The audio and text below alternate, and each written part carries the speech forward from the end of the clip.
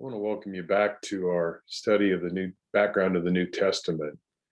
For the last little while, we've been working our way slowly but deliberately through those 400 years or 4 centuries from the end of the Old Testament to the start of the New Testament. A tumultuous time in world history, if there ever was one, in that part of the world. Last week, at the end of our class, we talked primarily about the history of the Roman Empire and the struggles that were going on even within that rising power. And of course, that comes into play when we study the Bible, especially the New Testament, because it was the Romans in the days of Jesus and the apostles who were the overlords, if you will, of the Jewish people. We spent several class periods in connection with that talking about what we refer to as the Hasmonean dynasty, which began with the Maccabees and their importance in Jewish history.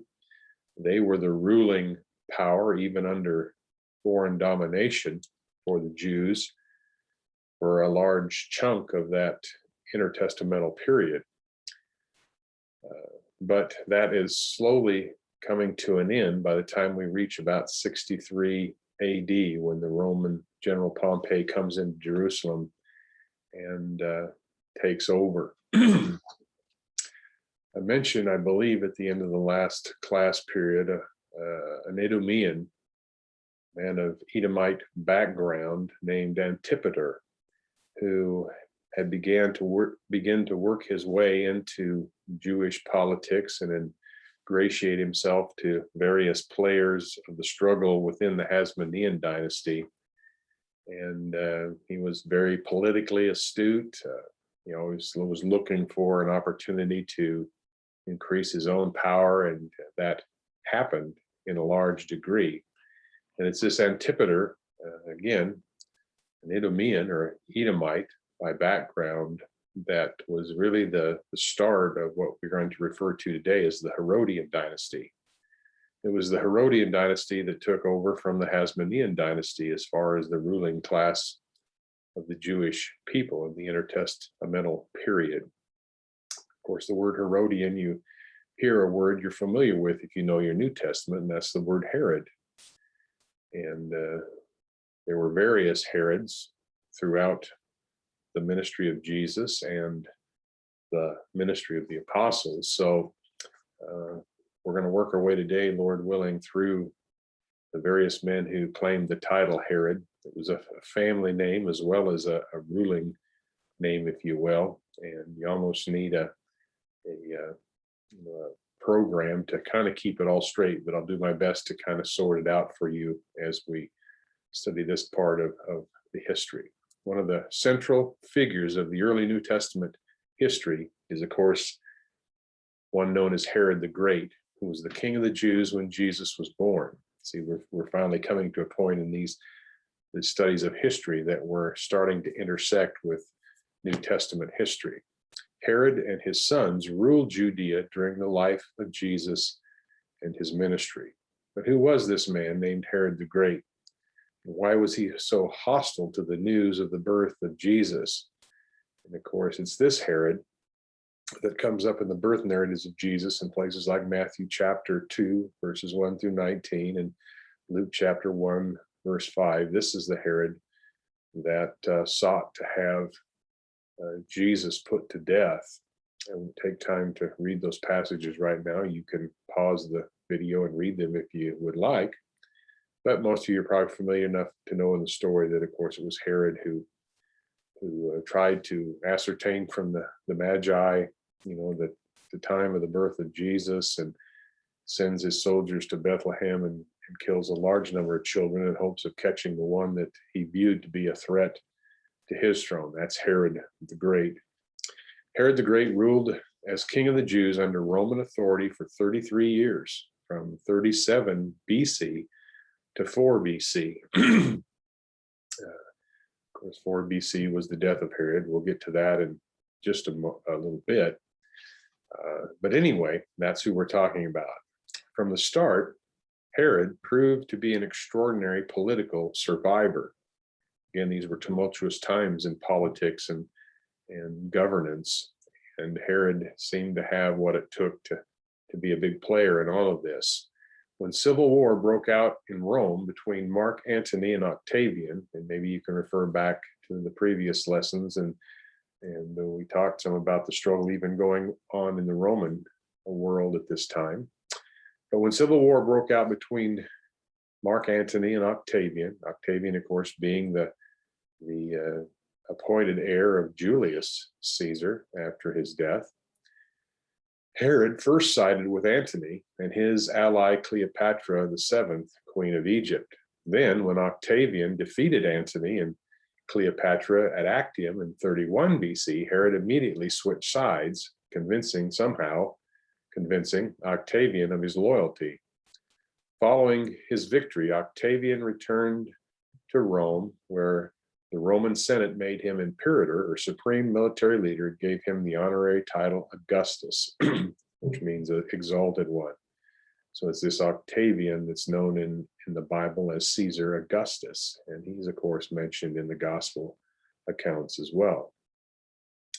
But the point for the Herodian dynasty here is that Herod the Great was, choosing whatever side in the political goings on, or whatever would advance his cause. So now he's allied himself with Caesar Augustus. Historians at this point in the history mark this event, again, Octavian's victory over Mark Antony and Cleopatra, and going back to Rome and being, lauded as Caesar Augustus now. Historians mark this event as the end of what we call the Roman Republic and the beginning of what's referred to as the Roman Empire. So they moved from, the rule by the people now to this one dictatorial, leader, if you will. That's kind of when the change took place. The transfer from rule by the Senate to rule by a supreme emperor. Under the patronage of Octavian, now Caesar Augustus, Herod the Great's position as king of the Jews was secure. If Herod can be on Octavian's side, then really nobody can challenge him. Herod, of course, here has Idumean roots as well, and that didn't set well with a lot of the Jews. For his Roman soldier part, Herod would prove to be a loyal subject to his Roman overlords, maintaining order in Israel and protecting the western flank of the Roman Empire. But what was this man like, this Herod the Great? Herod, history tells us, was a strange mix of a clever and efficient ruler and a cruel tyrant. On the one hand, he was distrustful, jealous, and brutal, ruthlessly crushing any potential opposition. And we'll see more of that as we go on here. Even within his own family, Herod the Great was a ruthless man who wasn't opposed to putting his own family members to death if he viewed them as a threat. The Jews, of course, many of them at least, never accepted him as a legitimate king, and this infuriated Herod. He constantly feared conspiracy, and I guess if you climb the ladders of power and authority in politics of the day by conspiratorial means, as Herod kind of liked to play by those rules, then you would tend to probably fear the same from others trying to do this same thing to you. Again, he feared conspiracy. He executed his own wife when he suspected she was plotting against him. History records that this Herod the Great, had 10 wives overall, but this wife paid the price for being suspected. 3 of Herod's own sons, another wife, and his mother-in-law met the same fate, being put to death by Herod when they too were suspected of conspiracy. So again, this is showing Herod's brutal side. He didn't tolerate any threats that he perceived, real or otherwise. Herod, trying to be a legitimate Jew, would not eat pork, but he freely murdered his own sons. And think about that contradiction for a moment. Matthew, the gospel writer's account of Herod's slaughter of the infants in Bethlehem fits well with what we know of the king's ambitions, paranoia, and cruelty. Once again, if you read Matthew chapter 2, verses 1 through 18, you see evidence of a ruthless, brutal leader to go into Bethlehem and just kill, children, a large number, just in hopes of trying to catch the one you were after. That's telltale of a brutal leader. But was there a good side to Herod? We said a while ago, he was kind of a contrast in a lot of ways. In some ways, Herod wasn't all bad, if you will. He presented himself as the protector of Judaism and sought to gain favor of the Jews. He encouraged the development of the synagogue communities, and in time of calamity, he remitted taxes and supplied the people with free grain. He was also a great builder, a role which earned him the title the Great. Again, there are going to be other Herods to follow him of his own family, but he was known as Herod the Great because of some of these things. His greatest building project was the rebuilding and beautification of the temple in Jerusalem, restoring it to even greater splendor than in the time of Solomon. And of course, it's this building project of Herod that was going on even in continuing on into the time of Jesus's ministry, although Herod by that time was gone, but he initiated that when Jesus was made the statement about destroying the temple and rebuilding it in 3 days. And there was a mention made of, we've been spending 46 years, I believe the number was, and you're going to destroy it, in this short time. And that's making reference to what Herod began. Judea prospered economically during Herod's reign. He extended Israel's territory through conquest and built fortifications to defend the Roman frontiers. So Herod's kind of straddling the fence here, trying obviously to court Roman power and influence, but also trying to keep the Jews happy. And so he's burning the candle at both ends, if you will. Herod was a committed Hellenist.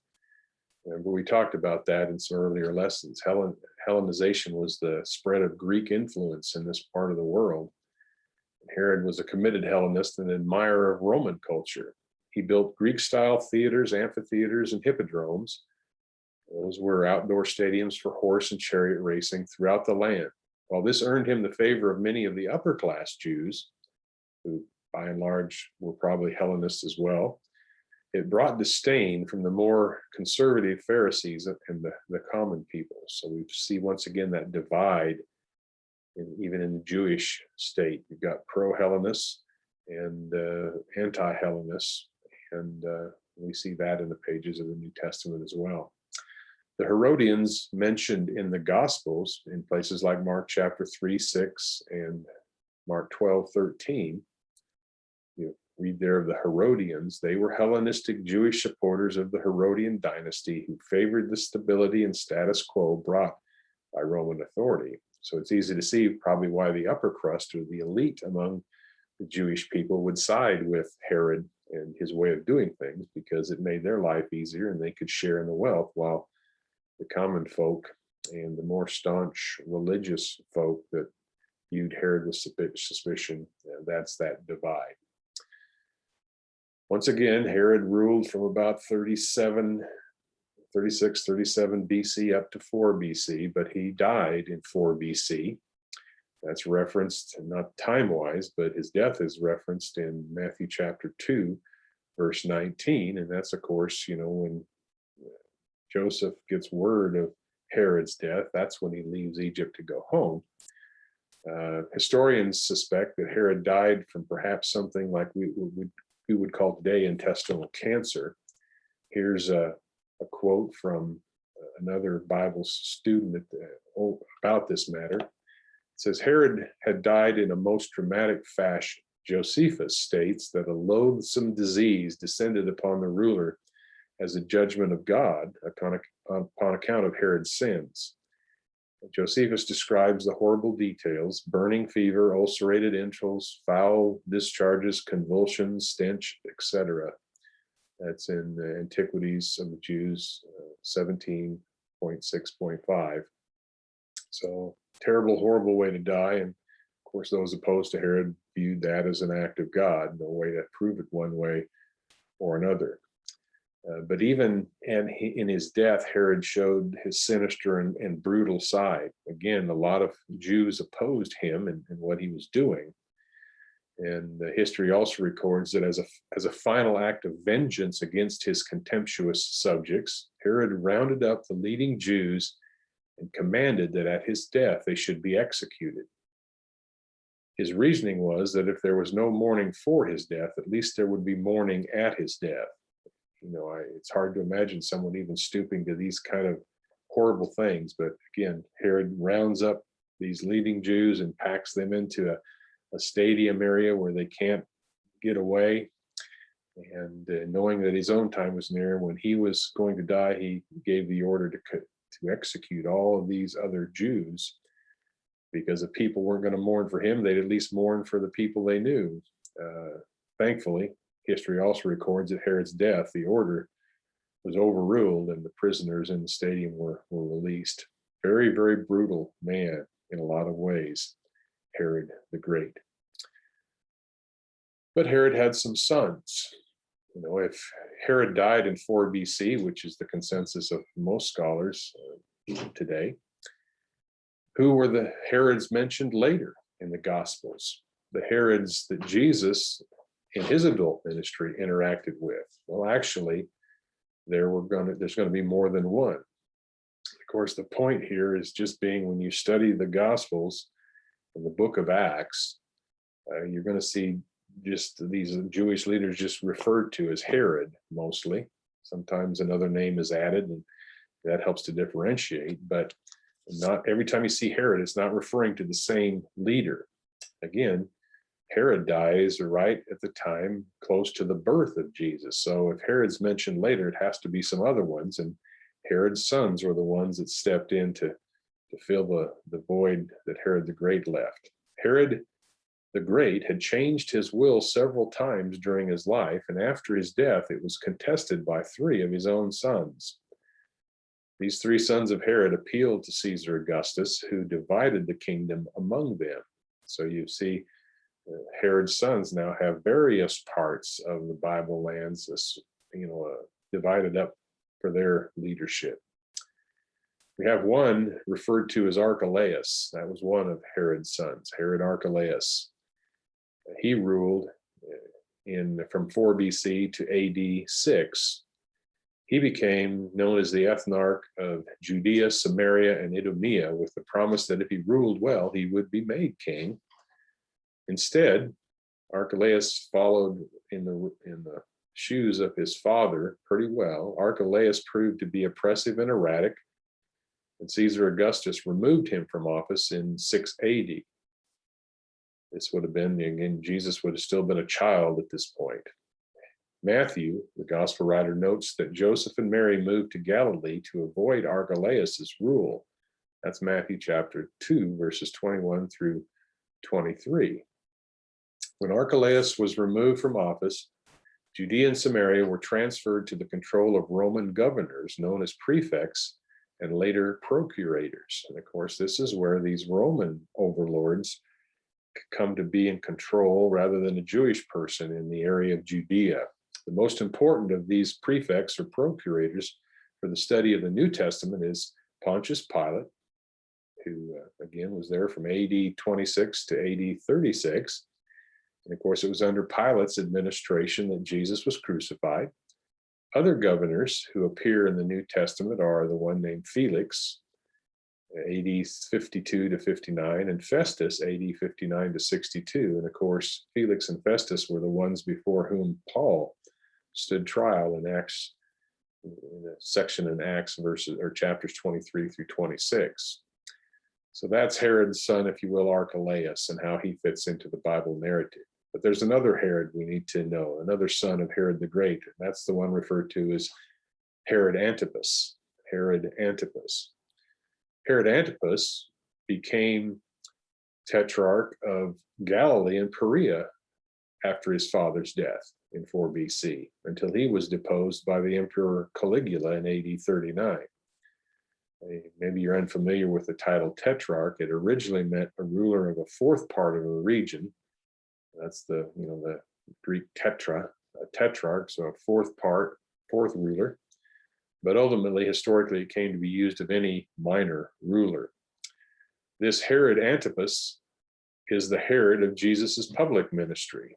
He imprisoned and eventually, he was the one who imprisoned and eventually executed John the Baptist when John spoke out against his marriage to Herodias, his brother Philip's ex-wife. You can read about that in Luke chapter 3, verses 19 and 20, and Mark chapter 6, verses 17 through 29. So here we've got some trading of wives and the marriages even among Herod's own family. This is the Herod. Herod Antipas was the one who wondered about Jesus's identity when people speculated that John had risen from the dead in Mark chapter 6, verses 14 through 16. When warned by some Pharisees that Herod was seeking his life, Jesus derisively called him that fox. This is Herod Antipas once again. You remember that from Luke chapter 13, verses 31 and 32. And Jesus there, most likely, when he says, go tell that fox, he's just referring to this family trait of cunningness and deceit. Herod Antipas eventually got his wish to see Jesus when Pilate sent Jesus to stand before him at his trial, Luke chapter 23 in Acts. Another reference back in Acts chapter 4 as well. So you've got Herod Archelaus, Herod Antipas, two sons of Herod the Great that had ruling power and are part of the New Testament record. One more plays into the Bible record of the New Testament, and that's Herod Philip, another son of Herod the Great. Herod Philip became tetrarch of Iturea, Trachonitis, Gaulonitis, Auranitis, and Batanea. These were regions north and east of Galilee, so if you will, kind of almost out of reach of the immediate Bible lands, a little farther north and east. But Herod Philip died without an heir, and his territory became part of the Roman province of Syria. Herod Philip is mentioned in the New Testament only in Luke chapter 3, verse 1. The Philip of Mark 16, the one, Herod had two sons by different wives that were both named Philip. The Philip mentioned in Luke 3 is a different son of Herod the Great. So like I said earlier, you kind of got to have a program to keep all of this straight. But the Herodian dynasty didn't end with these three sons of Herod the Great. It goes on to Herod's own grandsons as well. The only two other members of the Herodian dynasty appear in the New Testament, both in Acts, right? So we're moving past the ministry of Jesus into the ministry of the apostles. These two grandsons of Herod the Great, the first one was known as Herod Agrippa the First. He was the son of Aristobulus and the grandson of Herod the Great. Aristobulus here being another son of Herod the Great. But Herod Agrippa was the one, Bible records, that executed James, the brother of John, and arrested Peter. You can read about that in Acts chapter 12. And of course, you know also what happens to Herod Agrippa in Acts chapter 12, don't you? There in verses 19 through 23, you read that, Herod was being lauded by the people and, the voice of a god and things like that. And the Bible records that his death was by judgment of God there. So that's kind of the end of Herod Agrippa, this grandson of Herod the Great. Another grandson that figures into the Bible story was Herod Agrippa II. He was the son of Agrippa. This was one of Herod's sons. It was this Herod, together with his sister Bernice, who was invited by the Roman governor Festus to hear Paul's defense at Caesarea, Acts 25 and 26. Another sister, Drusilla, was married to the Roman governor Felix, Acts chapter 24 and verse 24. So you've got this intermingling of the Roman leaders and the Jewish leaders. Again, most often this happened in these days just for political advantage.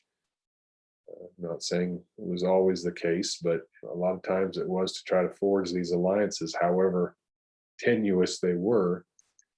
And you see that's intermarriage then between the Herodian dynasty and the Roman overlords in charge of the realm of Judea. So hopefully that gives you a background into the Herods. Once again, I would just caution you as you read through the Gospels and the book of Acts, it's every time you see Herod, it's not necessarily talking about the same one. We're talking about a pretty large span of time as we move into this time period. But it all started with Herod the Great. He was kind of the big one, ruled for a long time, and then passed on to his sons and his grandsons, each one known by the family name, but they're different men ruling in some different ways and playing into the Bible history in various facets. So again, hope that sheds some light on perhaps some things that may have been confusing to you as you study the Bible for yourself. Thank you for viewing this video, and if you got some comments or questions, leave them in the comments below. I encourage you to continue to study your Bibles, and God bless your efforts to understand the New Testament in its context. Have a great week.